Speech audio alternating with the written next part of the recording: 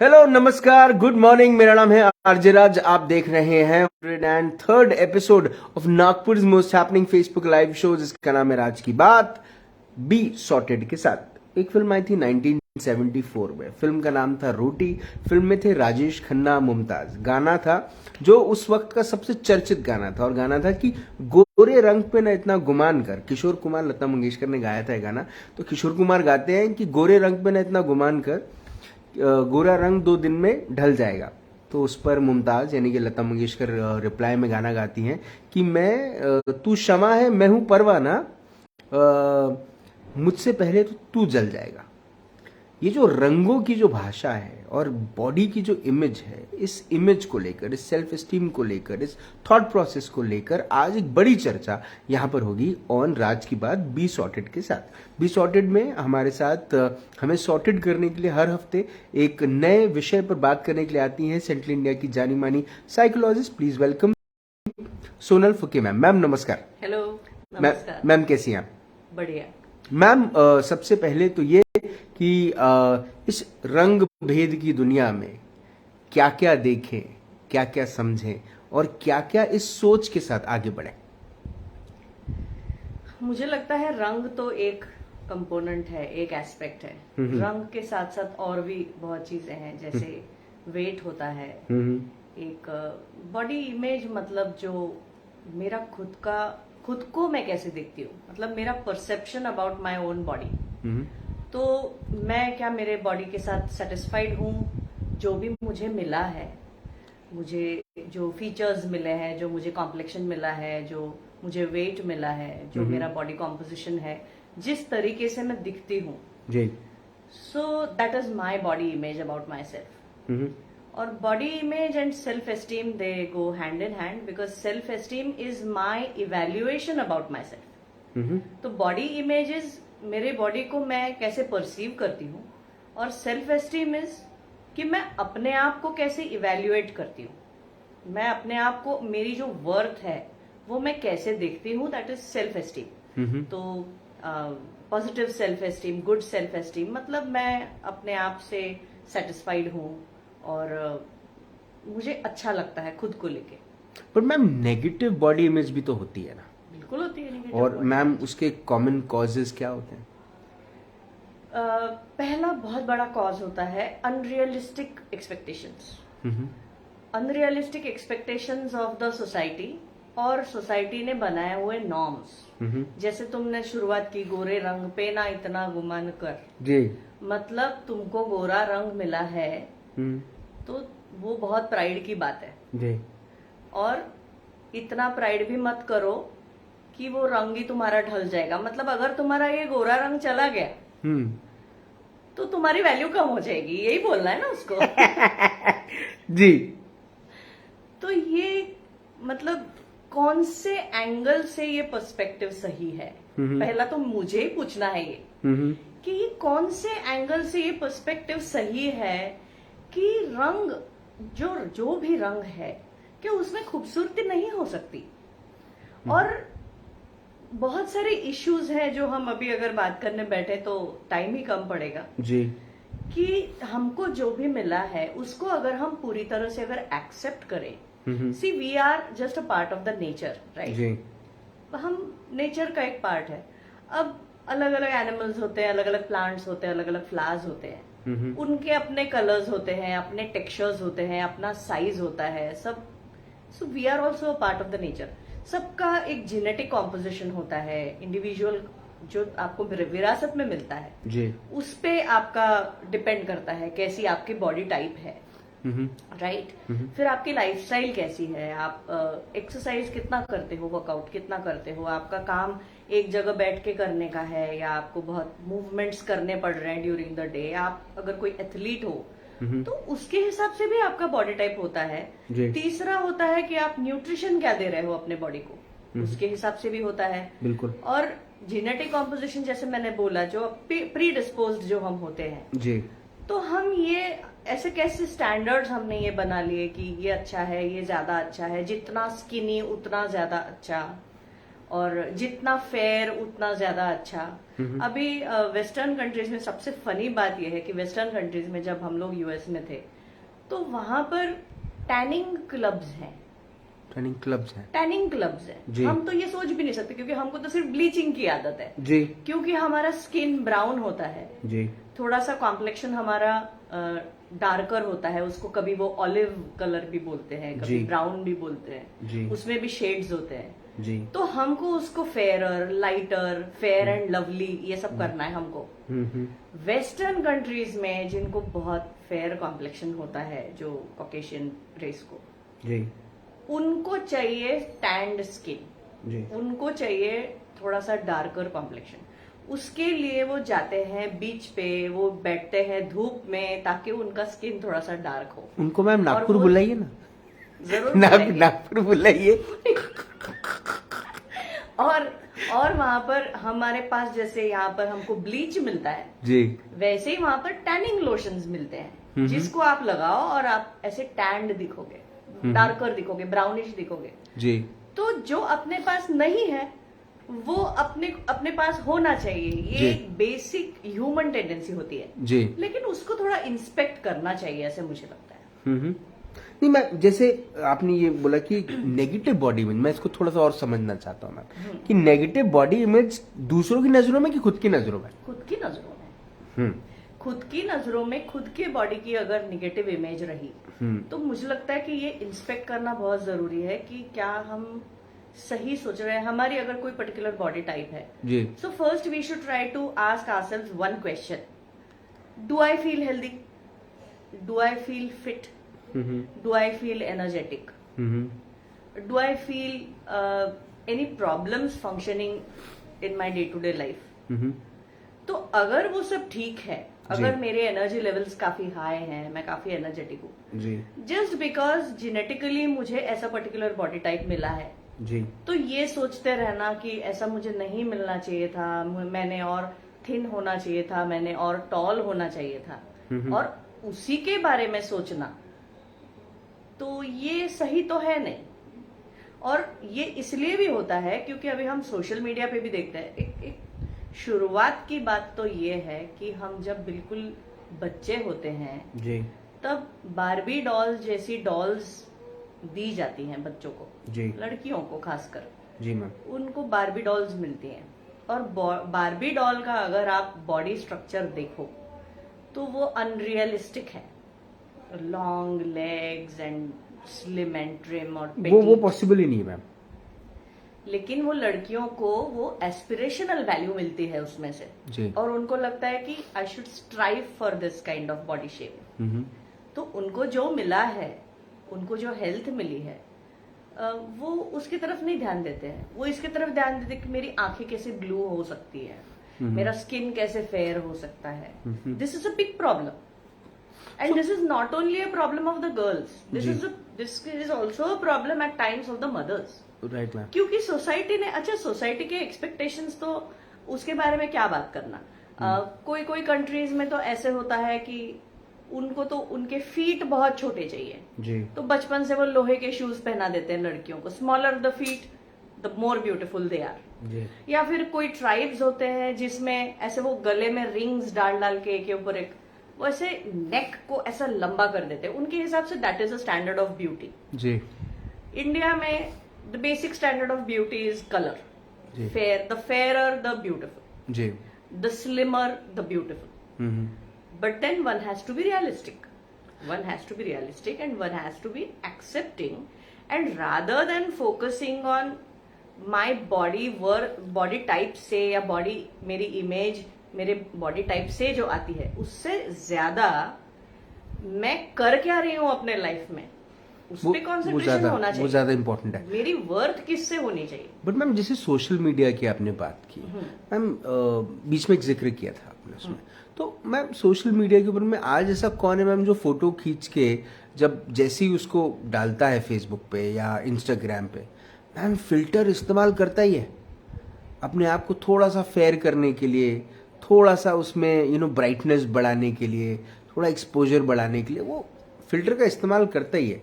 तो मैम कहीं ना कहीं क्या ये यूनिवर्सली एक्सेप्टेड है कि जो फेयर है वो अपने आप को हल्का सा टैन दिखाना चाहता है, जो बात आपने की, जो टैन है वो अपने आप को थोड़ा फेयर दिखाना चाहता है, थोड़ा सा फेयर एंड लवली दिखाना चाहता है। तो ये तो मैम सालों सालों से चला आ रहा है। आज सोशल मीडिया में तो मैम मदद हो गई इनफैक्ट। सोशल मीडिया से तो वो बहुत ज्यादा प्रोपोर्शन में बढ़ गया है ना। पहले मतलब वो वहीं तक रहता था, जब हम रोल में फोटोज खींचते थे वो आने को भी 1 हफ्ता लगता था, बराबर। बाद में हम फोटोज देखते थे जी। हम ये तब ये नहीं एक्सपेक्ट करते थे कि मेरा हर फोटो बहुत ही प्रिटी हो, बहुत ही ब्यूटीफुल हो। अभी उसको बहुत अनड्यू इम्पोर्टेंस मिल गया है because of social media, because of the likes that you get, because of the comments that you get. जी। और उससे ब्रेन में डोपामाइन रिलीज होता है। जो ये लाइक्स आते हैं और ये जो कमेंट्स आते हैं उससे ब्रेन में केमिकल रिलीज होता है dopamine, which gives you a kick, it gives you a high. जी। तो वो किक की वजह से आपको वैसे लगता है, you feel really good for some time temporarily, but then dopamine is addictive. जी। ये वही केमिकल है जो स्मोकिंग और ड्रिंकिंग के बाद भी रिलीज होता है। ये वही केमिकल है। इसीलिए सोशल मीडिया इज एडिक्टिव। और इसीलिए अगर आप अगर वो फिल्टर यूज कर रहे हो ना, अगर आप फोटो के लिए फिल्टर यूज कर रहे हो तो अपने ब्रेन में भी एक फिल्टर लगाना चाहिए कि ठीक है, मैंने अच्छा दिखना, मुझे ज्यादा लाइक्स मिलना, उसके लिए मैं ये कर रही हूँ, वो ठीक है। But at the same time I should be able to see myself clearly, see my worth based on what I am contributing, what I am doing, how I am learning, how I am growing, how I am helping others to grow. फिर जो mental health related problems होंगे वो भी कम होंगे, तो वो filter उधर भी काम में आएगा। तो फिल्टर एक नहीं लगाना चाहिए, फिल्टर 2 लगाने चाहिए। एक दिमाग तो में इमेज के लिए लगाओ, ठीक है, आपको ज्यादा प्रिटी दिखना है तो कोई बात नहीं, अच्छी बात है, अच्छा दिखना अच्छी बात है। But at the same time एक फिल्टर ये होना चाहिए कि कहीं मेरा अपने रियलिटी से कनेक्शन तो नहीं टूट रहा है। I think that is very important. I think ma'am अगर शो अभी खत्म करें ना तो I got the quote of the show. But ma'am my next question is about parents. मैं पेरेंट्स के बारे में इसलिए बात कर रहा हूँ क्योंकि somewhere or the other parents influence or inspire children. Influence a lot. They play a very important role. Yeah. So how do they help their children with this complete body imaging thing and their self-esteem? Parents का तो बहुत बड़ा role है। See, if you feel that your child is slightly overweight, if you feel that you're, तो वो इसलिए नहीं लगना चाहिए कि उसका वेट ऐसा है, वो इसलिए लगना चाहिए because at a certain age children का एक पर्टिकुलर नॉर्मल एवरेज जो वेट होता है जी, वो है या नहीं है। और अगर वो स्लाइटली अगर ओवरवेट है जी, या फॉर दैट मैटर अगर ओबेसिटी भी अभी जो बढ़ते जा रही है, तो जी, वो ओबीज अगर होते जा रहा है, तो ऐसा नहीं है कि पेरेंट्स ने उसको ये बताते रहना चाहिए कि कोई बात नहीं, तुम्हारा इतना वेट हो गया है, कोई बात नहीं, हमको क्या करना है, कोई भी कुछ भी बोले। So I think that is heading in the wrong direction. मुझे लगता है कि rather than focusing on how you look because of the body, I think the more focus should be on the health factor. You have to evaluate whether the child is getting exercise properly or not. You have to ask yourself that question कि as a parent, are you making sure that the child is spending time on the playground, doing physical exercises? You know, वो as में height बढ़ रही है, muscles बढ़ रहे हैं जी, तो उसको उतनी सफिशिएंट एक्सरसाइज और मसल्स का तो रूल ही है, if you don't use it you lose it, and that is the time when you know बच्चों की हाइट बढ़ रही जी. है। तो उस वक्त पेरेंट्स ने ये ध्यान देना बहुत जरूरी है कि rather than focusing only on the body image because of the weight, the health factors are very important. फिर वो skinny हो, overweight हो, दोनों के लिए एक ही चीज अप्लाई होती है, whether the child is getting sufficient exercise, whether the child is getting sufficient sleep, that is also very important. Absolutely ma'am. क्योंकि काफी बार ऐसा पता नहीं चलता ना, जो फोन देखते रहते हैं या टीवी देखते रहते हैं तो पता नहीं चलता नींद बराबर हो रही है कि नहीं हो रही है जी. और तीसरा है न्यूट्रिशन. अगर आपका बच्चा पैकेट खोल के, कोई भी पैकेट खोल के अगर दिन में 1 बार 2 बार खा ही रहा है, अगर फिर वो छोटा पैकेट हो या बड़ा चॉकलेट वाला या बड़ा पैकेट हो, अगर पैकेट खुल के अगर खाया जा रहा है ज्यादातर, तो पैकेट बन जाएगा बहुत जल्दी. तो वो बहुत मतलब वो सोचना चाहिए, वो कंसर्न वाली बात है, not because of body image but because ऐसा नहीं बोलना चाहिए कि कोई मुझे कुछ बोल रहा है तो तुम उसके तरफ, ये तो गलत उसका इंटरप्रिटेशन हो गया। जी, सोसाइटी क्या बोल रही है ये इंपॉर्टेंट नहीं है, क्योंकि सोसाइटी के स्टैंडर्ड्स तो वो कॉन्टेक्स्ट के हिसाब से वेरी करते रहते हैं। जैसे मैंने बोला ना, किसी को लंबी गर्दन पसंद है, किसी को छोटे फीट पसंद है, तो किसी को फेयर पसंद है, तो किसी को कुछ पसंद है जी। मगर उसका हेल्थ पे क्या असर हो रहा है ये तो पेरेंट ने सोचना बहुत जरूरी है। और एक बात है कि वो स्क्रीन के सामने कितना टाइम स्पेंड कर रहे हैं। जी, स्क्रीन तो उसमें भी अगर बच्चा खेल सक रहा है लेकिन वो नहीं खेल रहा है, वो गैजेट्स पे टाइम स्पेंड कर रहा है, तो ये कंस्ट्रक्टिव नजरिया होना चाहिए ना, ओवरवेट जो है वो कम करने का। जी, ये कंस्ट्रक्टिव नजरिया होना चाहिए rather than only focusing on the body image part. क्योंकि अगर बच्चा विथ वाइटैलिटी अगर ग्रो हो रहा है, विथ एनर्जी अगर ग्रो हो रहा है, जी, तो उसके सारे जो इंटरनल पैरामीटर्स हैं वो भी उसके इम्प्रूव होते हैं, वो क्लास में भी एनर्जेटिक होता है, उसका परफॉर्मेंस भी उसमें बढ़ता है, और उसका डायरेक्ट को रिलेशन सेल्फ एस्टीम के साथ है। पर मैम इसमें कुछ स्ट्रगल्स होते हैं क्या मैम? कुछ ऐसे वार्निंग साइंस मिलते हैं क्या कि कोई स्ट्रगल कर रहा है अपने इस बॉडी इमेज या फिर ये सेल्फ एस्टीम को लेकर? हाँ, हमको एज अ सोसाइटी ये हमारा बहुत बड़ा रिस्पॉन्सिबिलिटी है कि हम थोड़ा सा एम्पथेटिक अप्रोच लोगों की तरफ रखें और ये देखने की कोशिश करें कि सामने वाला थोड़ा उसको बॉडी इमेज के इश्यूज हो रहे हैं क्या, क्योंकि वार्निंग साइंस तो होते हैं। एक वार्निंग साइन ये हो सकता है कि सडनली कोई एकदम से डाइटिंग करे, या अगर कोई अपने फूड हैबिट्स मतलब ये खा ही नहीं रहा है जी, और ये कोई उसके ईटिंग डिसऑर्डर्स हो रहे हैं, तो ये एक वार्निंग साइन है। बहुत कम खाना, बहुत ज्यादा खाना भी ऑब्वियसली वार्निंग साइन है, because it could be indicating some kind of a depression. Anxiety और डिप्रेशन ये बॉडी इमेज और सेल्फ एस्टीम के साथ बहुत मतलब कोरिलेटेड है। जी, तो वन इज फूड हैबिट्स, अगर जी। सडनली फूड हैबिट्स चेंज हो रहे हैं। दूसरा एक इम्पॉर्टेंट वार्निंग साइन है if somebody is trying to avoid social communication, जी, सोशल कॉन्टैक्ट्स, या फिर किसी पार्टी में जाना है तो वो अवॉइड करना, जी, किसी से बात करना अवॉइड करना। तो और फिर खुद के बारे में, जिसको निगेटिव सेल्फ टॉक बोलते हैं, जी। खुद के बारे में निगेटिव बोलना, जी, वो जोक्स के थ्रू भी बोल सकते हैं। वो ऐसा बोल सकते हैं कि मैं खुद के बारे में कुछ ह्यूमर क्रिएट कर रहा हूँ या कर रही हूँ, but it could be an indication that somebody is getting bothered about their body image and that is why they are saying this. तो उनको सपोर्ट करना ये सोसाइटी का काम है। पर मैम क्या प्रोफेशनल हेल्प की भी जरूरत पड़ती है और क्या बिल्कुल लेनी पड़ चाहिए? सकती है, लेनी चाहिए, ऑफ कोर्स लेनी चाहिए।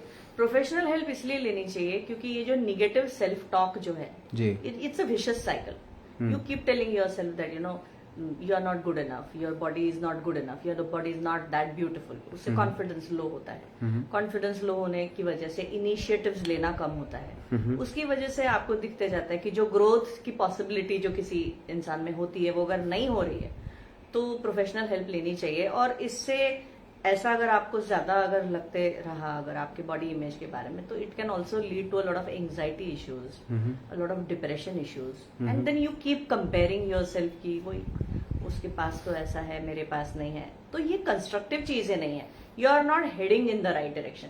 You have to keep yourself in the right direction. Ideal कुछ नहीं होता है, परफेक्ट वेट परफेक्ट कुछ नहीं होता है, but you should be in the right direction कि हम जो कर रहे हैं वो हम सही डायरेक्शन में, हम हेल्थ के तरफ हैं कि नहीं, हम हेल्थ के डायरेक्शन में हैं कि नहीं, हम कुछ एक कंस्ट्रक्टिव काम कर रहे हैं कि नहीं अपने ग्रोथ के लिए, अपने डेवलपमेंट के लिए। तो इसलिए ये बहुत इंपॉर्टेंट है कि सोसाइटी भी उसमें हेल्प करे रादर देन उन पे जोक्स मारे या गाने बनाए। वो बॉलीवुड के स्टैंडर्ड्स थे तब, जी, मुझे जी। नहीं लगता अभी वो सब होगा। अभी hopefully things are getting better. Things are getting Things are better. definitely getting better. People are becoming more and more sensitive towards these things. Because everybody has their own struggles. जी, ऐसा कोई नहीं है जिसका अपना कोई स्ट्रगल नहीं होता। जी, So everybody is a human being. They have their own struggles. So rather than shaming about something, जी। it's much better that you be compassionate with people, and in that way you are also compassionate with yourself. So ma'am रोज रोज body को क्या समझाएं, क्या बोलें body को? रोज रोज बॉडी को ये समझाना बहुत जरूरी है कि बॉडी एक मशीन है और मशीन ने ऑप्टिमम तरीके से काम करना चाहिए। और उसके लिए जो भी करने की जरूरत है वो करना चाहिए। और एक्सरसाइज करने से बहुत एडवांटेज, एक्सरसाइज करने से सबसे बड़ा हेल्प ये होता है कि उससे मेंटल हेल्थ इंप्रूव होती है, क्योंकि एक्सरसाइज करने से एंडोर्फिन्स रिलीज होते हैं जी। और जब एंडोर्फिन रिलीज होता है, इट्स अ हैप्पी हार्मोन जी। It gives you a sense of happiness. तो हमको तो हैप्पीनेस के लिए ही तो हमारी पूरी जद्दोजहद उसके लिए है। बिल्कुल सही बात है। तो एक्सरसाइज करने से, फ्रेश फूड जब हम खाते हैं तो उसमें सेरोटोनिन होता है। सेरोटोनिन, ऑक्सीटोसिन, एंडोर्फिन्स और डोपामाइन, ये 4 केमिकल्स हैं हैप्पी हॉर्मोन्स। ये रिलीज होते हैं अच्छा फूड खाने से, मेडिटेशन करने से, या फिर अपने आप को ये बताने से, ग्रेटिट्यूड प्रैक्टिस करने से कि हमारे पास जो है, we are thankful, you should be thankful for that. तो God has been kind and thankful for, thankful for everything. There are people with very different levels of struggles which you don't have. So everybody has a reason to be thankful. और अपने body को ये बताना बहुत जरूरी है कि आपको अगर लाइफ में कुछ भी एंजॉय करना है, अगर आपका बचपन से सपना है किसी पर्टिकुलर, से फॉर एग्जांपल सिंगर से, आपका बचपन से ये आपका सपना है कि मुझे इसका कॉन्सर्ट मुझे देखना है, और कॉन्सर्ट का दिन आ गया, आपने सामने के रो के टिकट लिए और आप जाके बैठे वहां पर और आपको हेडेक चालू हो गया। अरे बाबा। तो आपका जो बचपन का जो आपका सपना है वो भले ही पूरा हो जाए, but you will not be able to enjoy. तो हेल्थ को तो, अपनी बॉडी जो है वो टॉप प्रायोरिटी पे होनी ही चाहिए, क्योंकि अगर वो है तो सब है, वरना हम कुछ भी एंजॉय नहीं कर पाएंगे। और लेकिन इसका मतलब ये नहीं है कि हमारी बॉडी के मेजरमेंट्स ऐसे होने चाहिए और स्किन का वो शेड कार्ड में ऐसा होना चाहिए। ये चीजों को वो हम पे है कि उसको कितना इंपॉर्टेंस देना है। एब्सोल्युटली। आई थिंक मैम आज बॉडी इमेज और सेल्फ एस्टीम को लेकर जो बात हुई, मुझे ऐसा लगता है कि बहुत सारी चीज़ों की क्लैरिटी लोगों के मन में आ गई है। बहुत बड़ा बोझ जो लोग शायद अब तक आईने में देख देख कर अपने मन में लेकर चलते होंगे रोज सुबह, और दिन भर ये सोचते होंगे कि लोग क्या सोच रहे हैं। तो मैम मुझे ऐसा लगता है कि वो जो मन में जो बात होगी ना आज, वो आपने हल्की कर दी उनकी। और मुझे ऐसा लगता है कि ये अगर किसी का मन इस वीडियो को देखने के बाद अगर हल्का हुआ है तो उन्होंने और भी लोगों को इसको शेयर भी करना चाहिए, ताकि और भी लोगों तक ये बात जाए। आपने अपना वक्त दिया, आपने हमसे बात करी, उसके लिए बहुत बहुत धन्यवाद। Thank you so much ma'am. Thank you very much. Sonal Phuke ma'am से बात हुई, मुलाकात हुई, बॉडी सेल्फ एस्टीम को लेकर एक बहुत विशेष रूप से चर्चा हुई। ये जब मैम ये बात बता रहे थे तब दिमाग में एक ही बात चल रही थी कि बशर नाम के एक शायर है, और वो कहते हैं कि उन्हें कामयाबी में सुकून नजर आया तो वो दौड़ते रहे। उन्हें कामयाबी में सुकून नजर आया तो वो दौड़ते रहे। हमें सुकून में कामयाबी नजर आई इसलिए हम ठहर गए। उन्हें कामयाबी में सुकून आया तो वो दौड़ते रहे, हमें सुकून में कामयाबी नजर आई तो हम ठहर गए। और उसके बाद वो कहते हैं कि तू क्या क्या कर रहा है बशर, इतना तो जीना भी नहीं है जितना तू मर रहा है बशर। कि कितना दौड़ोगे, कितना भागोगे, कितना अपने आप को ही जज करोगे। निवेदन है आपसे, कृपया किसी की बॉडी इमेजिंग को लेकर अपनी प्रतिक्रिया ना व्यक्त करें। अगर है भी तो अपने अंदर ही रखें, शिव के जैसे, शिव शंभू के जैसे जहर पी लें, है ना। और अगर आप खुद को लेकर ही अगर ऐसा बोलना शुरू करेंगे तो साहब, अगर आपने खुद को ही गिरा दिया तो दुनिया आपको तो गिराने बैठी है ना। तो निवेदन है आपसे कि कुछ तो लोग कहेंगे, लोगों का काम है कहना, छोड़ो बेकार की बातों को, कहीं बीत ना जाए रहना। Thanks to Kishore Kumar. शुरुआत में भी गाना उन्हीं के नाम का, अंत में भी गाना उन्हीं के नाम का, लेकिन बात सोनल फुके मैम की याद रखिएगा। आपसे फिर होगी मुलाकात दिन राज की बात। तब तक आप अपना ध्यान रखें, सुरक्षित रहें, स्वच्छ रहें, स्वस्थ रहें, मस्त रहें, खुश रहें, व्यस्त रहें, परिवार के साथ एक अच्छा वक्त बिताएं और जिंदा रहें। जय हिंद,